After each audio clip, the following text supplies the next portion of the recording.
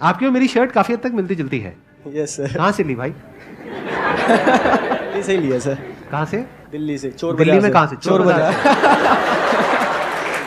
मेरी ऐसी एक शर्ट चोरी भी हो गई थी।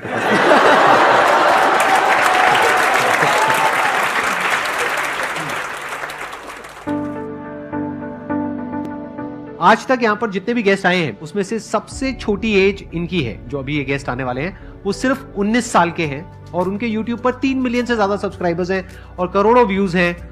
तो please give an energetic and warm welcome to the one and only Deepak Dahiya.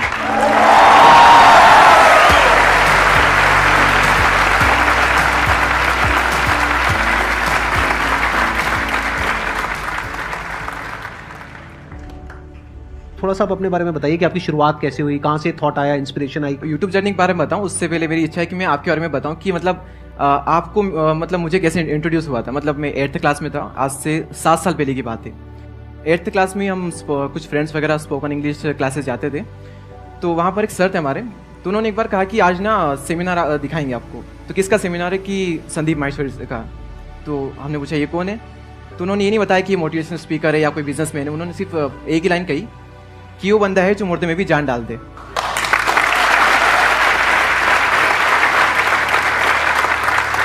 फिर मेरा ऐसा था कि मतलब लाइफ में क्लियर नहीं था कि करना क्या है, मैं क्या करूँ। मतलब करना बहुत कुछ है, सर ने आग लगा दी अंदर की, पर ये समझ नहीं आ रहा करूँ क्या मैं। तो रेंडमली फिर ये माइंड में आ ही गया कि मतलब अभी मैं क्या कर सकता हूँ। ये मेरा क्वेश्चन था कि अभी मैं क्या कर सकता हूँ, बात की छोड़ो। तो अभी एक ऑप्शन था कि हाँ मैं ये कर सकता हूँ यूट्यूब। तो फिर वो मैंने स्टार्ट किया। और तब आपकी एज सिर्फ 16 साल थी? 16 साल थी। कितने टाइम बाद जा करके आपको रिजल्ट मिला यूट्यूब से? 7 महीनों बाद। 7 महीने तक आपकी वीडियोस पे नॉर्मल व्यूज आ रहे थे? बहुत कम व्यूज। जो ज़्यादा वायरल हुई थी वीडियो, जिसकी वजह से मेरे काफ़ी सब्सक्राइबर्स गेन हुए, काफ़ी व्यूज आए चैनल पर, काफ़ी ऑडियंस आई, तो वो अराउंड 9 महीने बाद चैनल ग्रो हुआ था, आप ये मान सकते हो। उसमें कुछ गलती हो गई थी मेरे से, मेरे को डालना कुछ छोड़ता हूँ, डाल कुछ छोड़ दिया था, वो वीडियो वायरल हो गई और आज इस वीडियो पे 26 मिलियन व्यूज है। सॉरी। तो इस पूरी जर्नी में सबसे बढ़िया मूवमेंट कौन से थे और सबसे खराब मूवमेंट कौन से थे? सबसे बढ़िया मूवमेंट था मुझे अभी भी याद है, मेरे जब 1000 सब्सक्राइबर्स कंप्लीट हुए थे। सबसे खराब फेस कौन सा था आपकी लाइफ का? सबसे खराब फेस था वो कैमरा पे शो नहीं कर सकते। हाँ, यहाँ जो ऑडियंस है उसको उनको बता सकता हूँ। ये अब आपको कट करना पड़ेगा, ये एडिट करना पड़ेगा? एडिट करना पड़ेगा। तो थोड़ा कम खराब बता दो जो कैमरे में हम दिखा सके। कम खराब तो ऐसा कुछ नहीं है, क्योंकि बट कैमरे में क्यों नहीं दिखा सकते कितना खराब? अच्छा, ब्रेकअप वगैरह कुछ था क्या? राइट। हाँ, तो नाम मत बताओ, वैसे लोगों को इसी में इंटरेस्ट आ रहा है।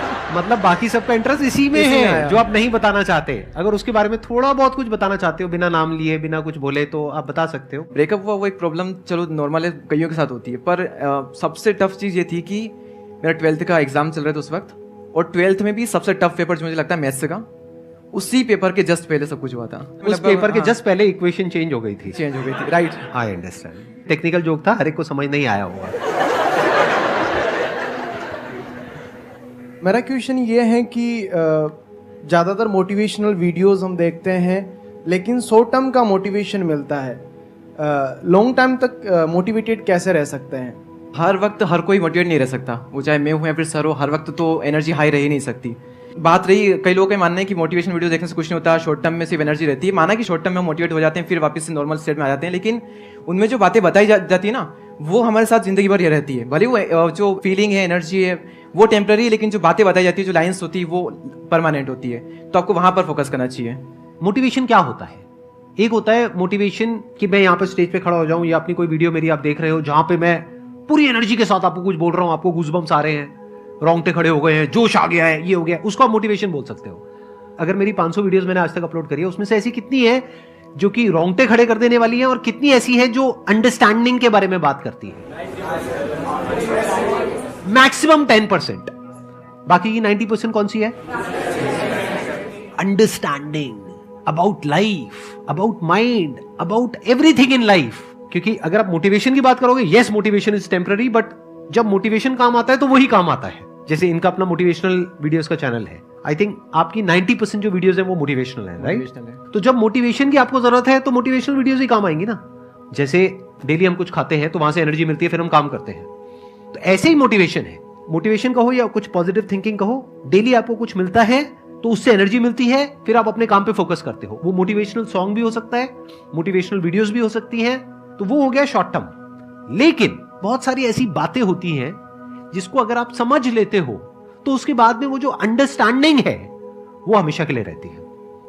देखो मैं एग्जांपल देता हूं, क्या है, मैं आपको बोलता हूं आप सब कुछ कर सकते हो, दुनिया की कोई ताकत आपको करने से रोक नहीं सकती, आगे बढ़ो, छोड़ दो सबको, ये वो व्हाटएवर, ये क्या है, मोटिवेशन है। अब मैं आपको कह रहा हूं कि ये जो माइंड है ना हमारा, ये रेस्टलेस है, तो ये क्वेश्चन मत पूछो कि माइंड को पीसफुल कैसे रखा जाए, ये पूछो कि अगर माइंड रेस्टलेस भी है तब भी हम कैसे अपने गोल पे फोकस रहे। ये क्या है, अंडरस्टैंडिंग है, which is based upon reality.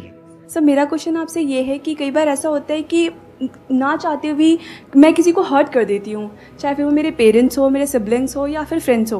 Parents और सिबलिंग तो समझ जाते हैं कि वो मुझे जानते होते हैं कि इसने अगर कुछ बोला है तो क्यों बोला है, लेकिन कई बार फ्रेंड्स नहीं समझ पाते और इस वजह से ऐसा होता है कि उनसे बिल्कुल ही बातचीत बिल्कुल ख़त्म हो जाती है। तो फिर उस वहाँ पे भी मेरा दिमाग नहीं लग रहा होता है, डिस्ट्रैक्ट होती रहती हूँ। तो उस चीज़ को मैं कैसे कंट्रोल करूँ? अगर आप कुछ करोगे ना, उसका प्लस भी है माइनस भी है। अगर आप चाहते हो जिंदगी में कोई आपसे हर्ट ना हो तो कुछ बोलो ही मत। जहां आपने मुंह खोला, कुछ बोला, तो उसमें से कुछ बातें किसी को अच्छी लगेंगी, किसी को बुरी लगेगी, कुछ को बुरी लगेंगी। तो this is part of the package. ऐसा नहीं हो सकता कि आप अपने मुंह से कुछ भी बोलो, चाहे अपने दोस्तों को, रिलेटिव्स को, इसको उसको, किसी को भी कुछ भी बोलो और सब कुछ अच्छा ही अच्छा लगे सुनने में। वो तब हो सकता है जब आप बहुत बढ़िया एक्टिंग करना जानते हो, लेकिन वो एक्टिंग कुछ देर तक तो आप कर सकते हो, लेकिन अपने फ्रेंड्स के साथ कब तक एक्टिंग करते रहोगे, घर में कब तक करोगे? वहां पे तो जो भी आपके अंदर है, गुस्सा भी है, जेलसी भी है, किसी को अगर ये गलतफहमी है ना मेरे अंदर ये सब नहीं है, तो वो महाबेवकूफ इंसान है। सब कुछ सबके अंदर होता है नहीं होता है? तो हमारे अंदर पॉजिटिव भी होता है, नेगेटिव भी होता है, अच्छे से अच्छा भी कुछ है हमारे अंदर बुरे से बुरा भी कुछ है। तो जैसे ही कोई इंसान हमारे साथ में रहता है या रहती है, वक्त बिताते हैं साथ में, तो उनके पत्ते खुलने लग जाते हैं। आपकी जो वीकनेसेस हैं वो भी सामने वाले के आगे आती हैं, वो किसी को नहीं चाहिए। फॉर एग्जाम्पल आपके पेरेंट्स हैं, आप क्या चाहोगे, वो आपसे अच्छे से बात करें या गुस्से से बात करें? अच्छे से बात, बट गुस्सा तो है उनमें, तो कभी ना कभी तो गुस्सा आएगा। जब आएगा तो आपको उन पे गुस्सा आएगा, ये भी नेचुरल है। तो इस बात को अच्छे से समझ लो कि लाइफ में जब भी कुछ करोगे तो वहां पे सक्सेस फेलियर रहेगा ही रहेगा, पॉजिटिव नेगेटिव रहेगा ही रहेगा, अच्छाई बुराई रहेगी रहेगी, लव भी मिलेगा, हेट भी मिलेगा, सेम इंसान से मिलेगा लाइफ के अलग अलग फेजेस में। आज आपको लगेगा इससे बढ़िया तो कोई इंसान ही नहीं, आपको लग रहा है अरे वाह क्या बात है, मेरी तो किस्मत खुल गई है। वो अगले दिन आप कह रहे हैं कहां फंस गया, ये कहां किन चक्रों में पड़ गया, अकेला ही अच्छा था, अकेली अच्छी थी, व्हाटएवर, राइट? ये पार्ट ऑफ लाइफ है। तो इन बातों को धीरे धीरे जैसे जैसे हमारी एज बढ़ती है तो हमको ये बातें समझ आने लग जाती है। इन अदर वर्ड्स, इस प्रॉब्लम का जो सोल्यूशन है वो क्या है कि आपके पास में कंस्ट्रक्टिव कोई गोल होना चाहिए लाइफ में, जिसकी तरफ आप आगे बढ़ते ही चले जा रहे हो। ये सब जो चीजें हैं ना, फिर इतना असर नहीं करेगी। अगर आप वेले हो, खाली हो, तो ये सब चीजें आपको बहुत तंग करेगी। दीपक सर, मेरा क्वेश्चन आपसे है कि like when you were in 12th, so unlike us you thought that आपको यूट्यूब में जाना है and you did it 11th में। हाँ, so do I am also in my CA finals, so मेरे को भी लाइक उसके साथ कुछ करना है, बट पता नहीं चलता कि like what to do. So like आपको जैसे अपना यूट्यूब कैसे मिला, मेरे को वो पूछना है आपसे, like how you ended up with YouTube. वही मैंने बताया था ना कि 11th चल रही है क्लास, लेकिन इसके साथ साथ मुझे कुछ ना कुछ करना है। जैसे पढ़ाई में ठीक ठाक भी, ऐसे नहीं कि उसको पूरी तरह से छोड़ दिया, तो कुछ ना कुछ करना है। तो एक ही ऑप्शन लग रहा था कि हम यही कर सकते हो, इसके अलावा और कहीं जाकर कुछ तो कर नहीं सकता, क्योंकि स्कूल वहीं पर तो वहीं पर रहना है। तो वही ऑप्शन था, कुछ ना कुछ करना था। कुछ करने की जो आग होती है ना अंदर, वही आपसे कुछ ना कुछ करवा ही लेगी और अंदर से निकल के आएगा एक न दिन कि हाँ मुझे ये करना है। अभी पता नहीं होता हमें कि क्या करूँ क्या करूँ क्या करूँ, लेकिन जब होता है ना अंदर से, तो कुछ ना कुछ कहीं ना कहीं से ऐसा निकल करके आएगा, फाइनल मिलेगा कि हाँ मैं इसके लिए बनाऊँ, ऐसा होगा। सर हमारा ये क्वेश्चन है कि कई बारी हम न्यूट्रल नहीं रह सकते लाइफ में, कि हमें कोई सिचुएशन संभालनी है, लेकिन हम कितनी कोशिश कर लें वो उल्टी ही होती जा रही है, मतलब छूटता ही जा रहा है कुछ ना कुछ, और वो हमारे जो आसपास सराउंडिंग है, हमारे लोग हैं, उनको अफेक्ट कर रही है और हम कुछ भी नहीं कर पा रहे उसमें। सर हम क्या करें उस वक्त? कई बार कुछ ना करना ही सॉल्यूशन होता है। टाइम के साथ साथ वो चीज अपने आप हील हो जाती है। जैसे फॉर एग्जांपल आपके यहाँ पे मान लो कुछ चोट लग गई, अब आपको खुजली हो रही है, उसको खुजाओगे तो क्या होगा, जख्म और गहरा हो जाएगा। तो अब सोल्यूशन क्या है, कुछ करना या कुछ ना करना? कुछ ना करना। कुछ सिचुएशंस ऐसी होती है जब आपको समझ आ जाता है कि करने से वो सिचुएशन और बिगड़ेगी, यानी खुजली हो रही है, जितना खुजाओगे और जख्म गहरा होता जाएगा और वो और टाइम लेगा। तो आपको क्या करना है, ताकि आपका ध्यान उस खुजली की तरफ ना जाए, कोई और काम करो, बिजी रहो। खाली बैठे रहोगे तो सारा दिमाग में वही चलता रहेगा, दर्द हो रहा है जी, ये हो रहा है जी, वो हो रहा है जी, अरे हो रहा है तो हो रहा है, पार्ट ऑफ लाइफ है।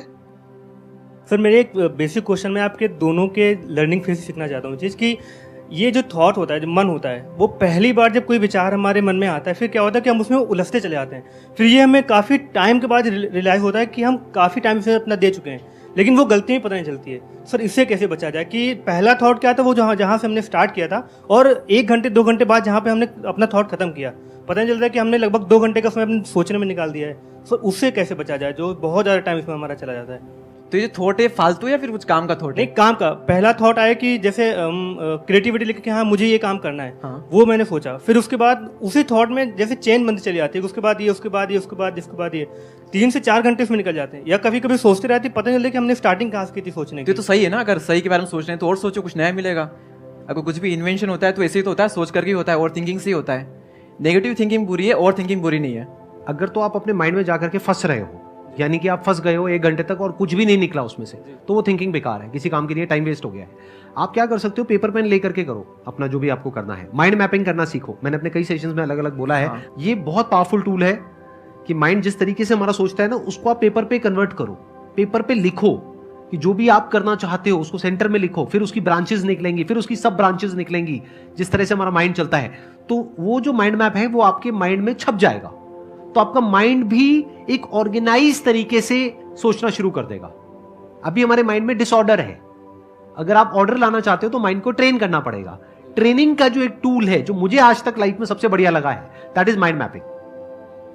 मतलब अपने माइंड को एक क्लियर गोल देना पड़ेगा, ये गोल है जिसे तुझे अचीव करना है, मुझे नहीं पता ये कैसे होगा, माइंड तू बता ये कैसे होगा। तो अपनी ब्रेन के ऊपर आपने छोड़ दिया सवाल पूछ करके, तो ब्रेन उसके रास्ते निकालेगा, आपको अपने आप उस डायरेक्शन में भगाएगा। And that ideally has to be one pointed अगर आपको सक्सेस चाहिए तो।